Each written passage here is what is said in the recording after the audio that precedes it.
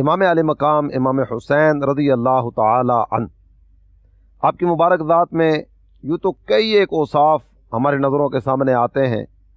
لیکن ایک اہم ترین وصف وہ استقامت۔ جب یزید نے اپنی گندی حرکتوں کا ارتکاب شروع کیا، اسلام کی صورت کو تبدیل کرنے کی سعی لا حاصل میں مصروف ہوا، امام علی مقام امام حسین رضی اللہ تعالی عنہ اس کے مقابلے میں تشریف فرما ہوئے۔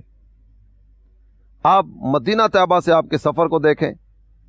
سفر کے تمام تر مراحل پر غور کرتے چلے جائیں گے نا تو آپ کی استقامت نگاہوں کے سامنے آئے گی۔ مدینہ طیبہ سے مکہ مکرمہ جانا، مکہ مکرمہ سے کربلا کا سفر کرنا، اور میدان کرب و بلا میں 3 دن تک بھوک اور پیاس کی شدت کو برداشت کرنا، سفر کی صعوبتیں، بھوک پیاس کی شدت۔ اور اس کے بعد اگر مزید آگے دیکھتے ہیں 10 محرم الحرام،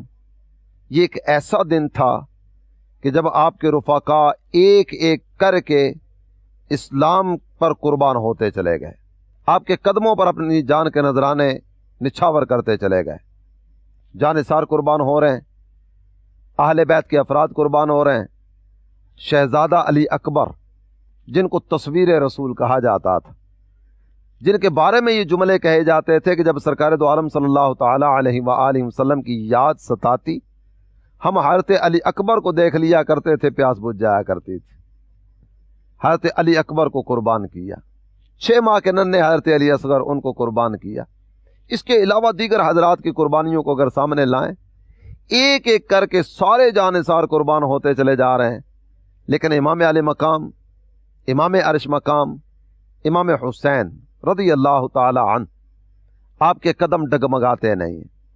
آپ استقامت کا پہاڑ بنے ہوئے ہمیں نظر آتے ہیں، اور قدم بقدم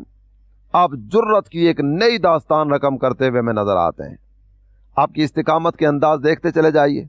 غور کرتے چلے جائیے، اور سوچتے چلے جائیے کہ یہ اتنا عظیم استقامت کا انداز آپ کی مبارک ذات میں کیسے آیا۔ اس پر ایک آیت کریمہ آپ کے سامنے پڑھو۔ اللہ تعالی جل جلالہ نے ارشاد فرمایا، یا ایھا الذین آمنوا ان تنصروا اللہ ینصرکم ویثبت اقدامکم، اے ایمان والو، اگر تم دین خدا کی مدد کرو اللہ تمہاری مدد کرے گا، اور اللہ کی مدد کس انداز میں آئے گی؟